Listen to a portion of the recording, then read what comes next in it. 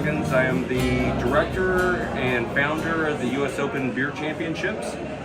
We started back in 2009.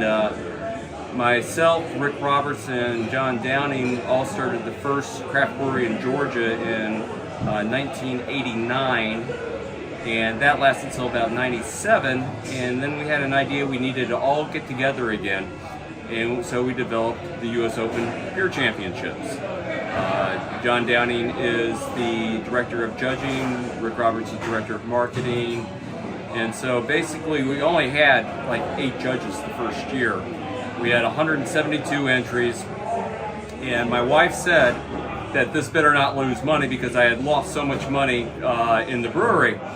So the first year expenses were medals, a plane ticket for John to come down from Toronto to Atlanta, and pizza, and that was $2,250. So we had 47 breweries, but our total revenue was $2,300. We made $50, so we got to do it again. And thanks to compounding, every year since then, except for the COVID years, we have grown at between 15 and 50%. And today we are the 3rd largest competition in the United States, and we're the largest competition that's not associated with a Brewers Association.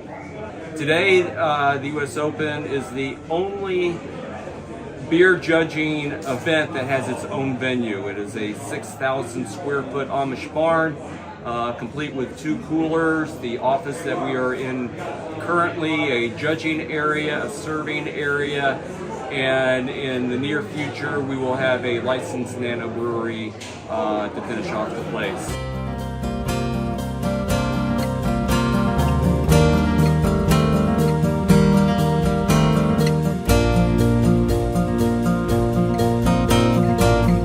The success of the U.S. Open is, the number one thing is all the volunteers that we have. We have probably over 60 volunteers.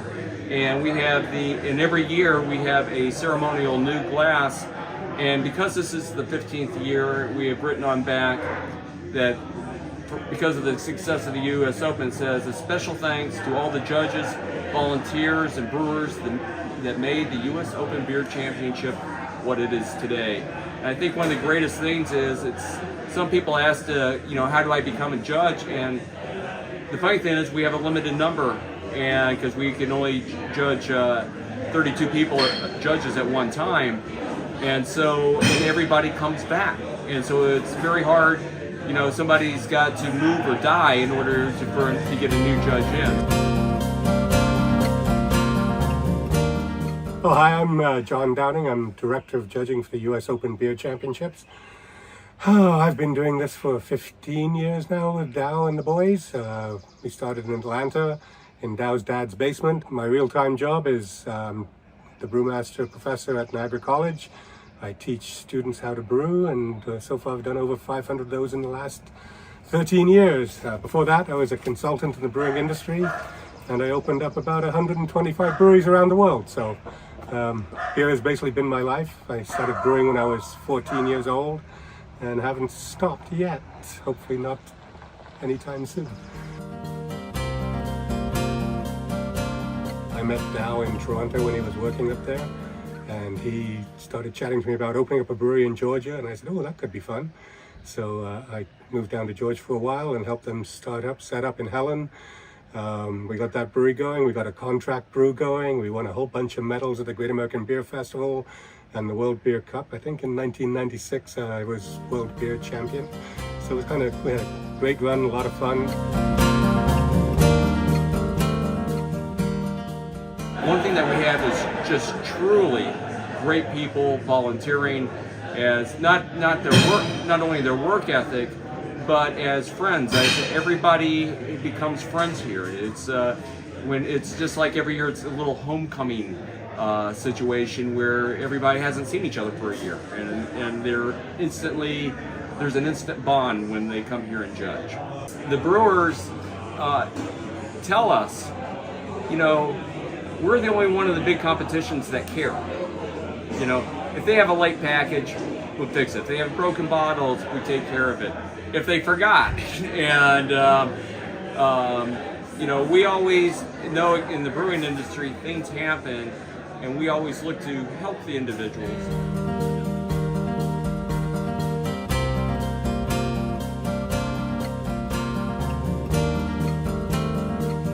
When we do the judging beer, it started off 4 friends sitting around a table having a beer, and that's exactly what we've continued, and it's grown and grown. We now have, I think, 10 tables in there today and about 20 volunteers helping out, so 10 tables of 4 people. They sit down around the table, they get bought the beers, they don't know what they are, they're all covered.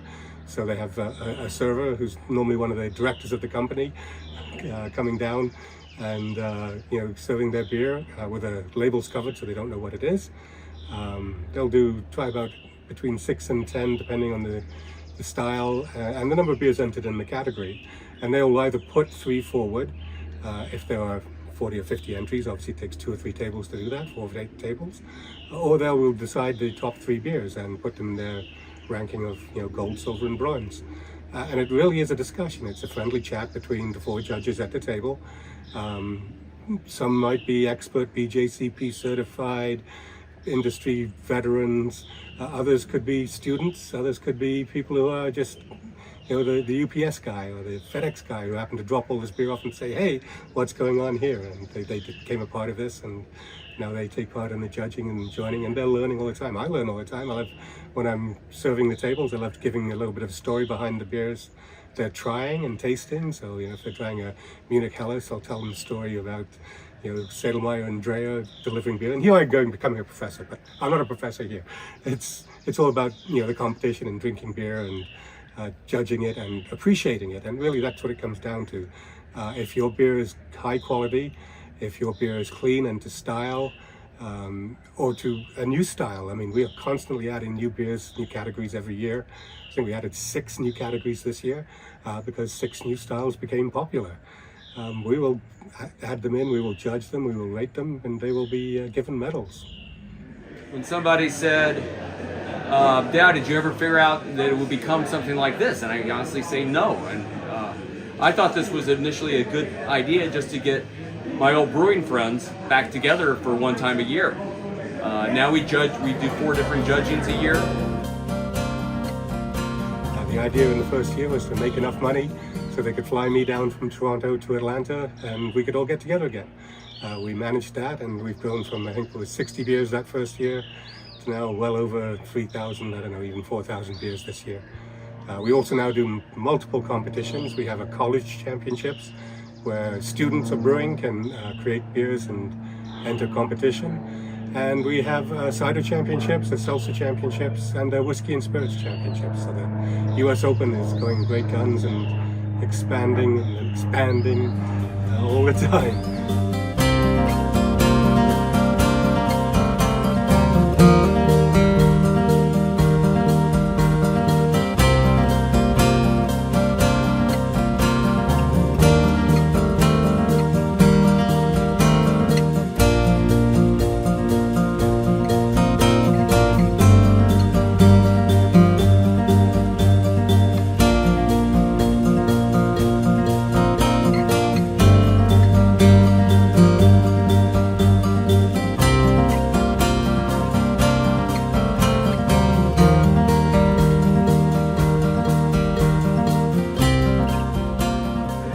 Have relationships with old friends and you get to continue that every single year.